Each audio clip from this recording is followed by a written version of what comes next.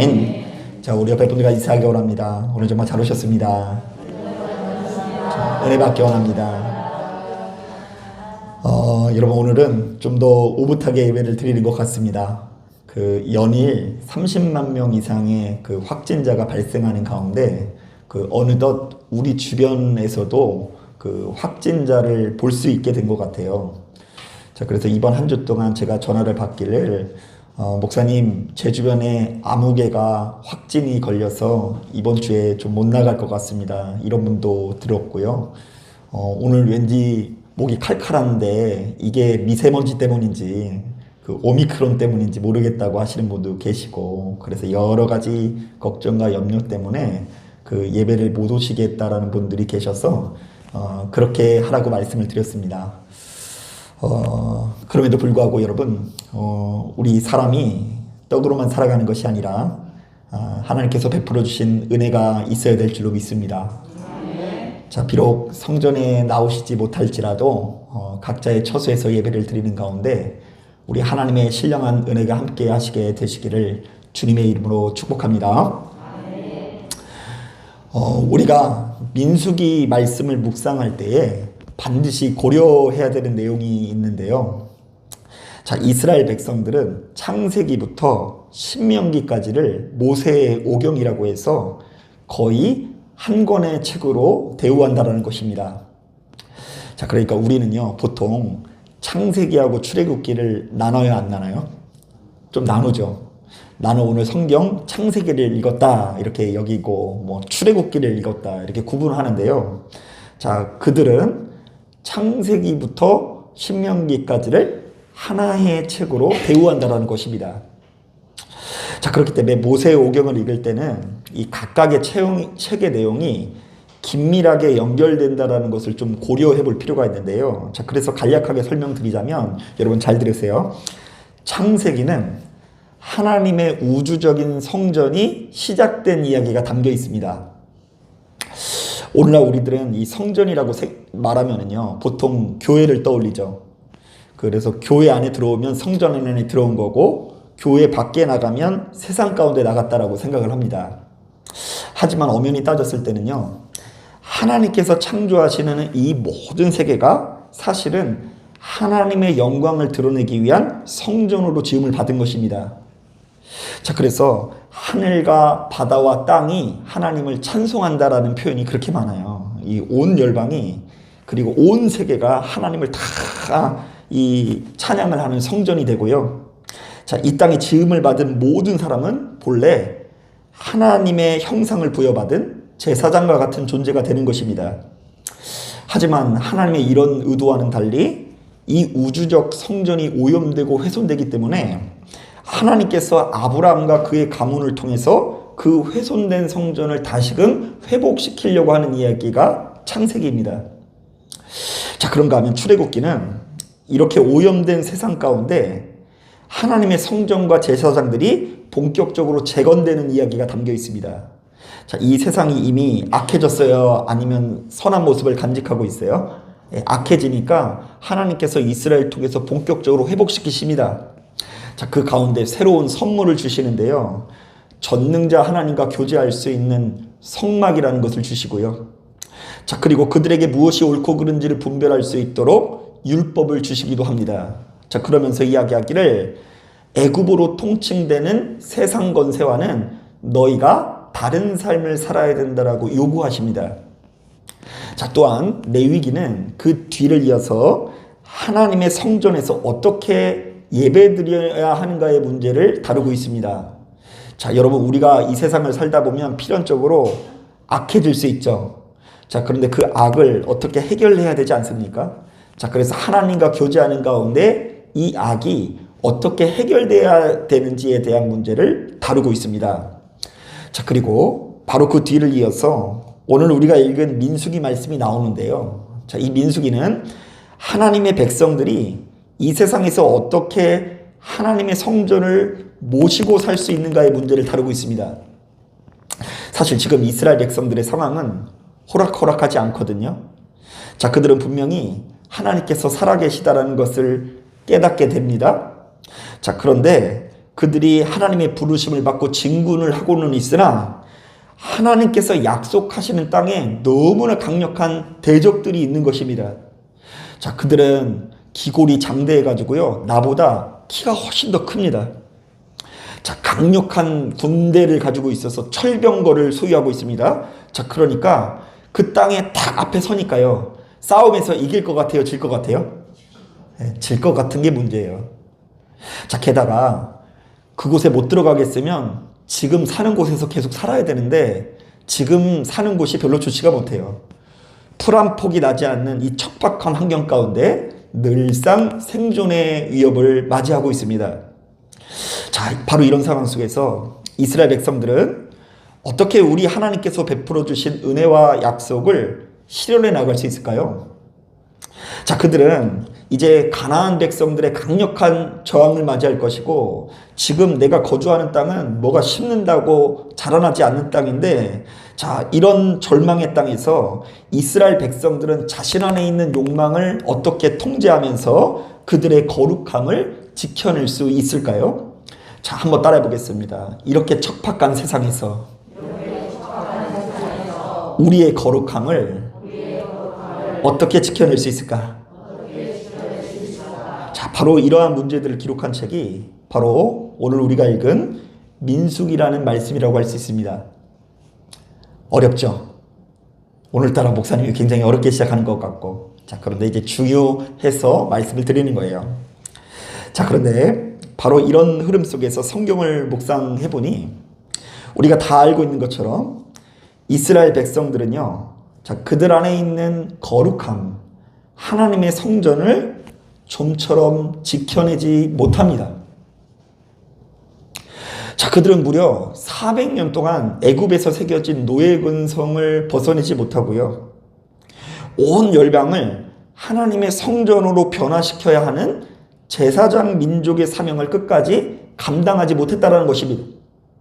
자, 우리가 하나님의 백성이면 받은 은혜를 가지고 세상을 거룩하게 만들어야 되는데 도리어 세상을 거룩하게 만들기커녕 나도 역시 어떻게 된다고요?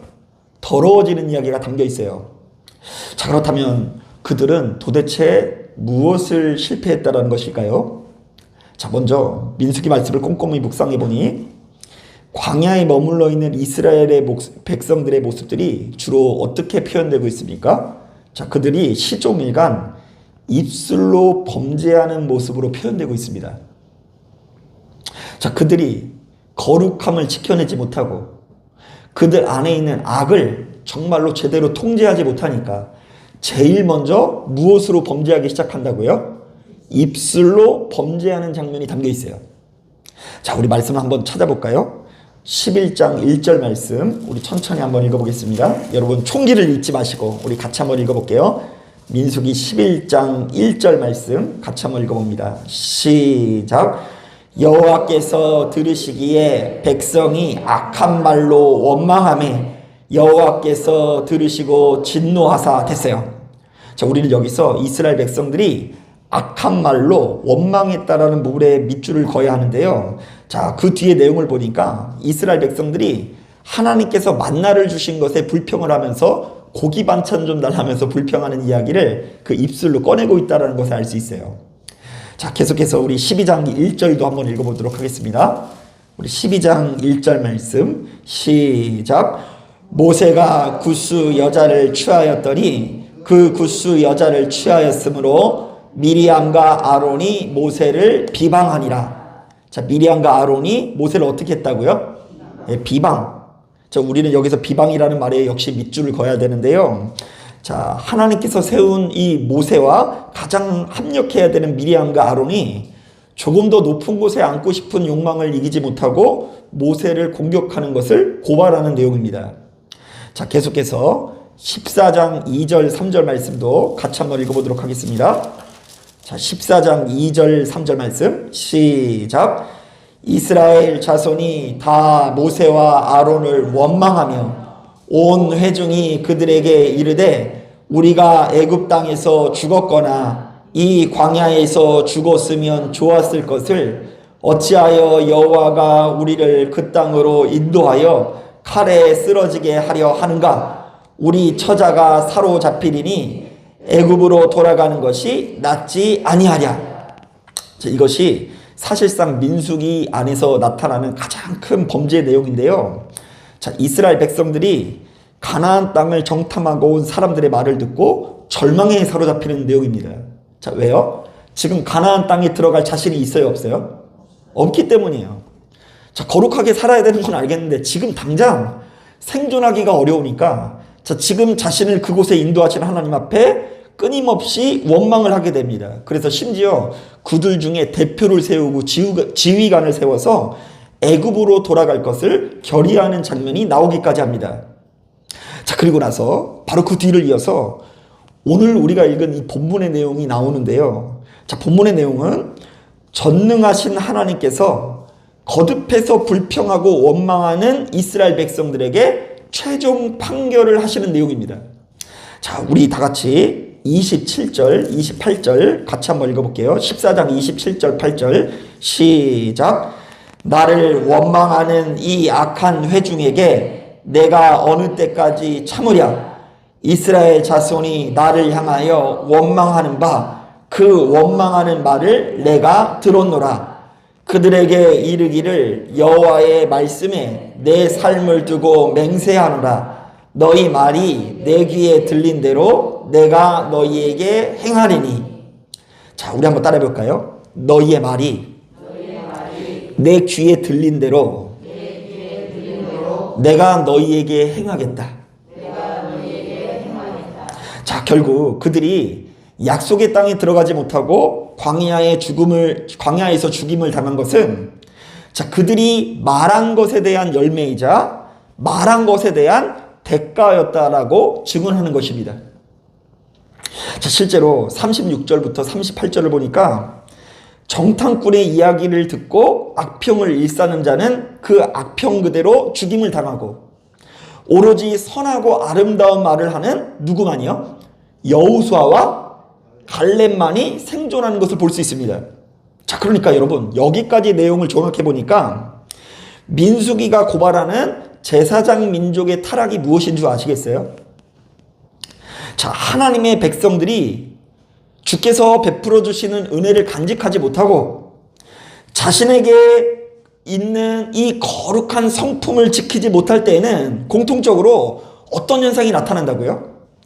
그들에게 한결같이 거룩하지 못한 언어 생활이 동반된다라고 증언하고 있어요. 자, 그러니까 하나님 앞에 마음을 지키는 사람은 제일 먼저 우리들의 입술을 지키기 마련이고 바로 이 입술을 지킨 사람만이 하나님 아버지께서 허락하시는 약속의 땅을 들어갈 수 있다는 것을 우리에게 증언하는 것입니다. 자, 그렇다고 한다면 우리는 바로 이런 관점에서 이 예배를 드리면서 제일 먼저 지난 한 주 동안의 우리들의 언어 생활을 점검해 봐야 합니다. 나는 하나님을 믿는 백성으로서 그에 걸맞는 입술에 열매를 맺고 있는가? 혹여 하나님을 믿는다고 하면서도 오늘 본문에 나와 있는 이스라엘 백성처럼 입만 열면 원망과 비방과 악평을 달고 사는 것은 아닌지를 돌아봐야 한다는 것입니다. 자, 그러니까 예수 믿는 우리들이 생명을 누리고 있다면 그 무엇보다 우리의 입술 가운데 구원이 임해야 된다는 것입니다. 자, 그래서일까요? 야고보서 1장을 보면 이런 말씀이 있습니다.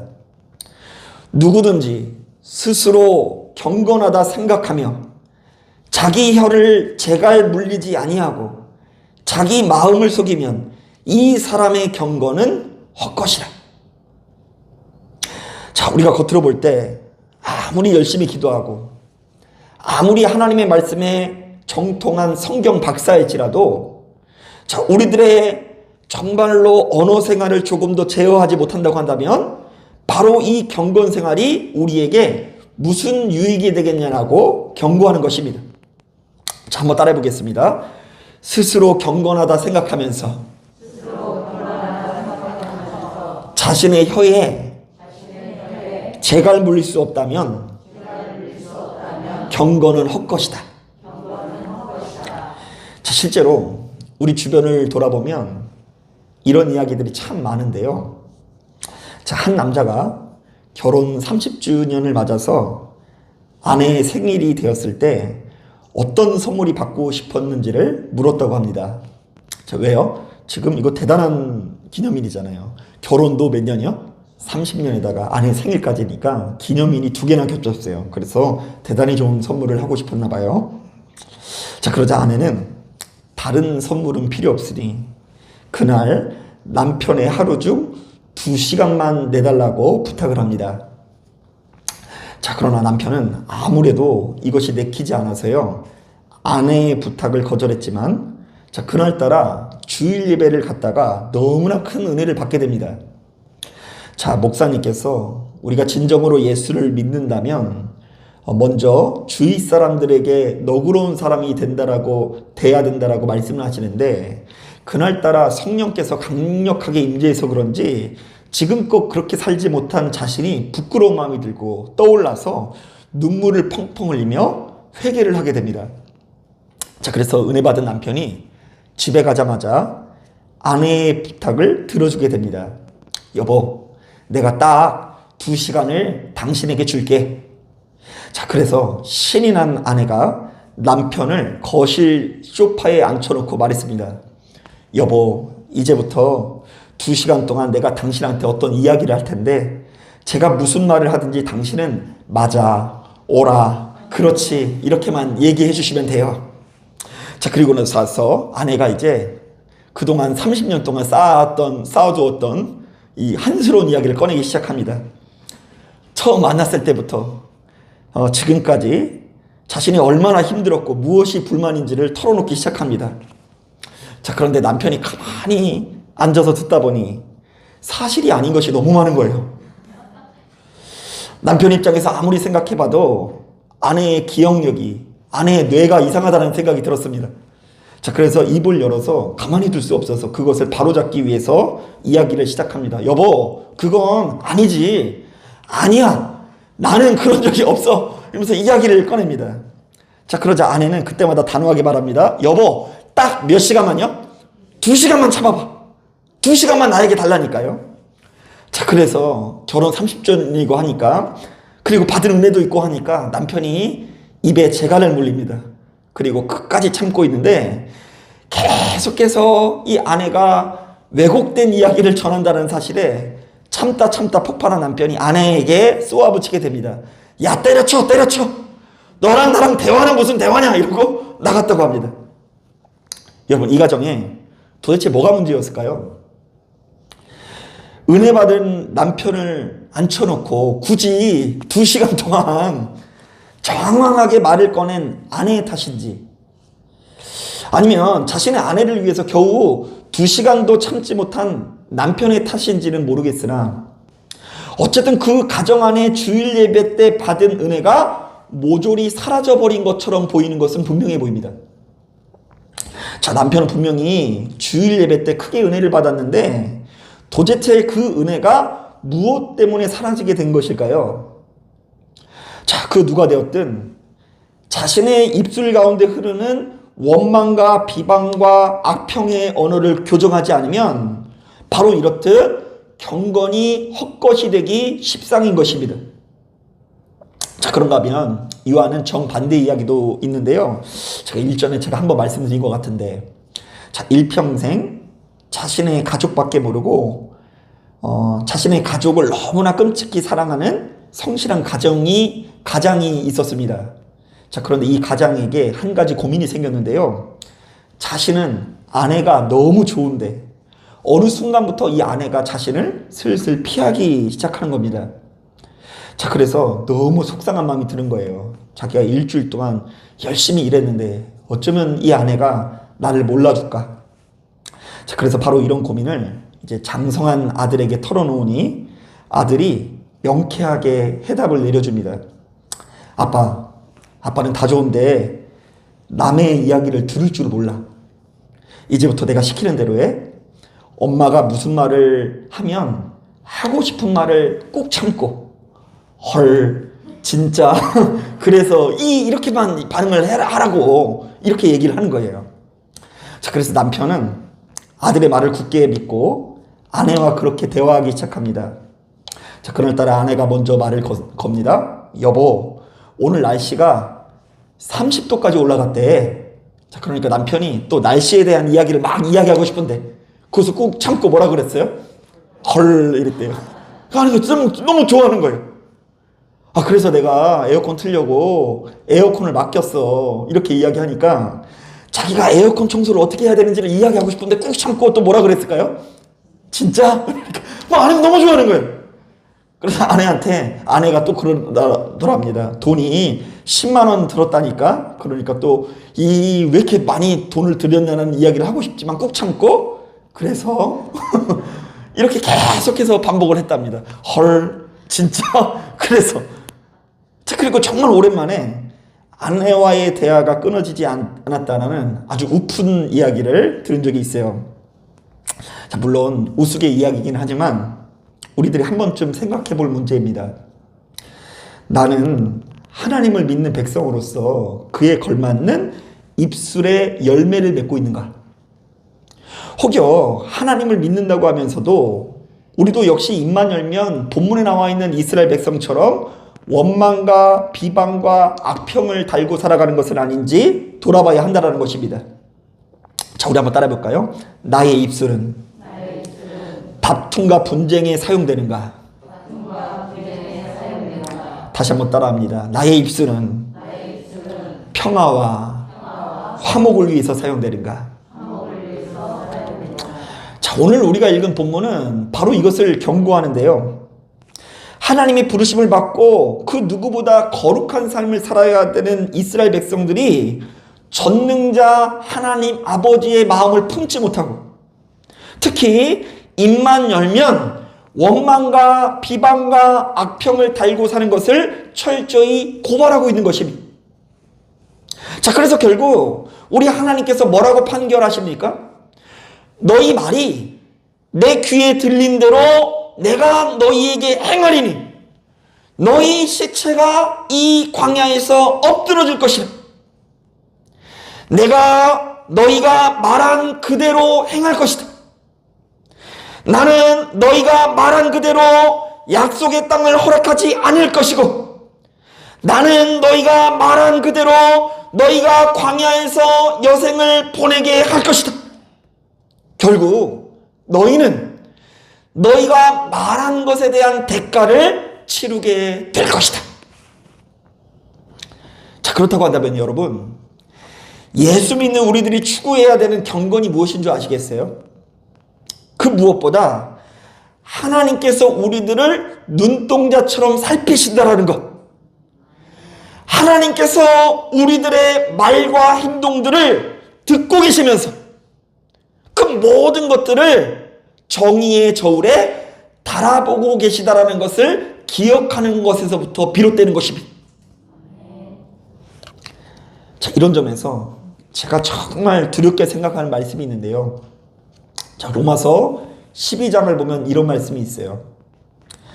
아무에게도 악을 악으로 갚지 말고 모든 사람들에게 선한 일을 도모하라. 할 수 있거든 너희로서는 모든 사람과 더불어 화목하라. 여러분 어때요? 쉬운 얘기인 것 같아요? 어려운 얘기 같아요? 얘기 좀 해주세요. 어려운 얘기 같죠?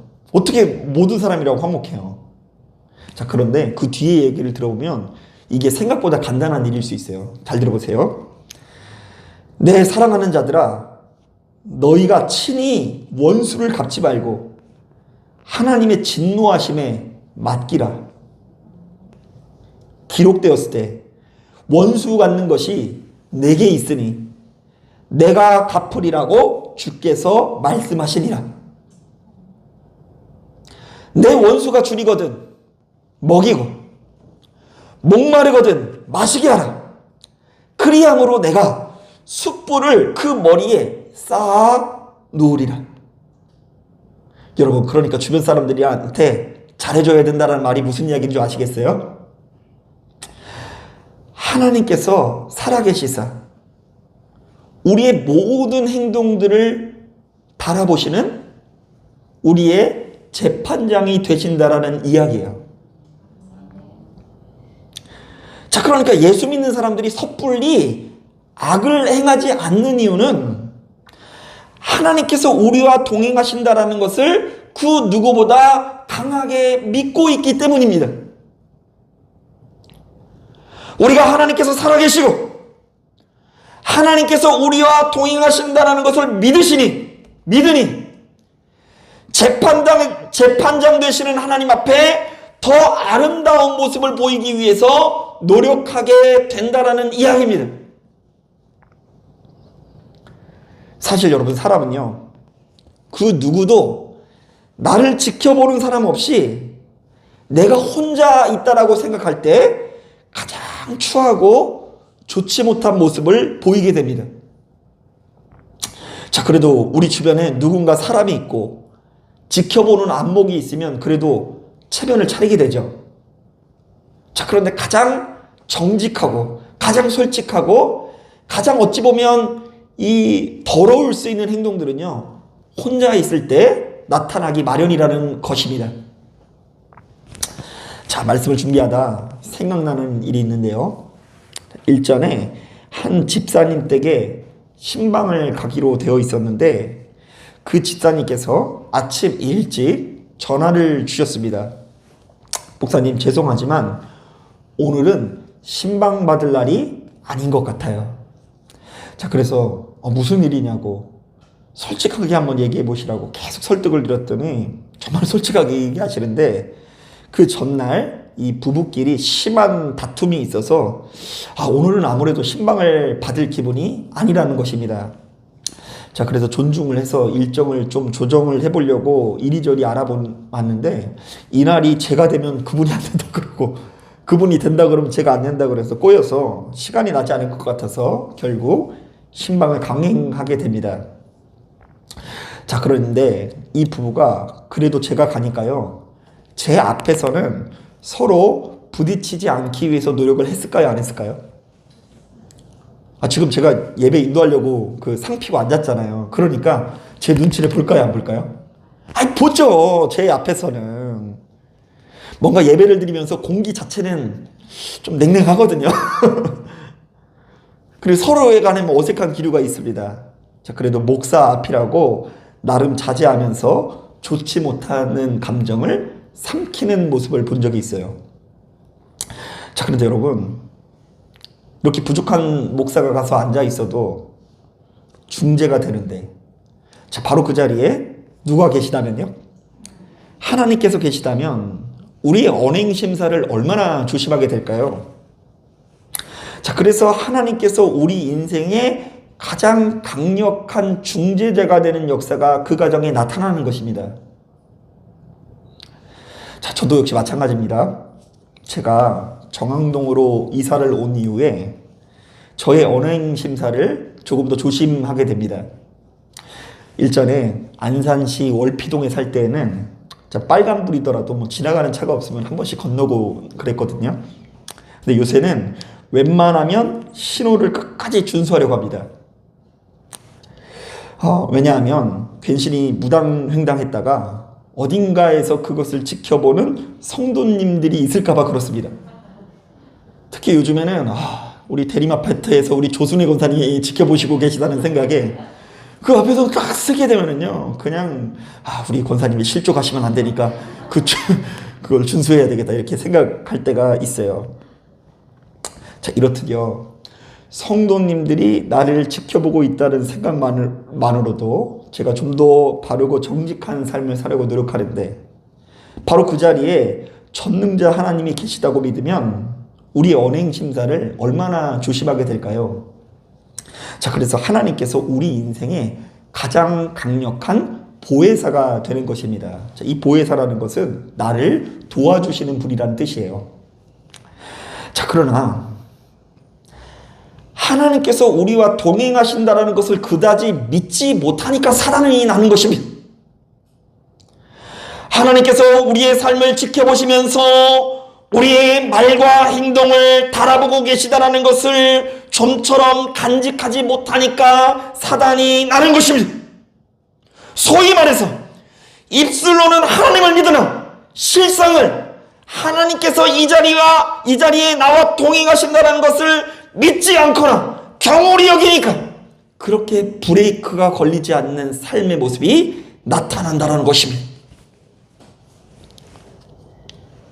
그렇다 보니 자신의 감정을 조금 더 거르지 않고 상대방에게 온전하게 쏟아내거나 친히 원수를 갚게 되는 것입니다. 또한 가장 정직하지 못하고 더러운 태도를 버리지 못한 채 방탕하고 무책임한 삶을 계속해서 고수해 나가는 것입니다. 한번 따라해 볼까요? 사람의 시선을 속인다고 해서 하나님의 시선까지는 속일 수는 없다. 교인들 앞에서, 목사님 앞에서 채통관리, 체면관리 누구나 할 수 있습니다. 그러나 아무도 나를 알아보지 않는 상태에서, 아무도 나를 모르는 상태에서 전능자 하나님의 눈동자를 살피고 지금 나의 말을 하나님께서 듣고 계신다는 것을 깨달아 알 수 있는 사람들이 자신 안에 있는 거룩한 성전, 거룩함을 지켜낼 수가 있는 것입니다. 자, 이런 점에서 교회를 다니는 우리들에게 정말 중요한 말이 있는데요. 자, 그것은 바로 코람데오라는 말입니다. 자, 코람데오는 앞에서라는 뜻의 라틴어 코람과 하나님을 뜻하는 라틴어 데우스가 합쳐진 말로 하나님 앞에서라는 의미가 담겨 있습니다.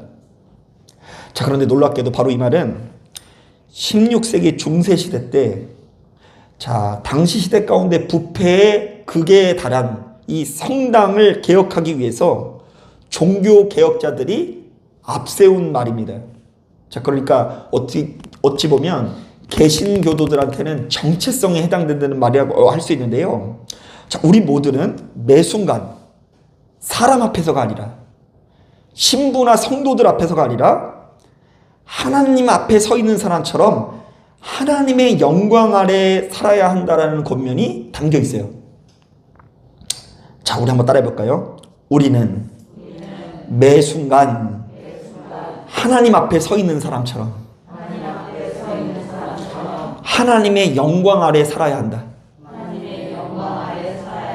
자, 그래서 하나님께서 기뻐하시지 않는 일은 내 목에 칼이 들어와도 타협하지 않는 거예요.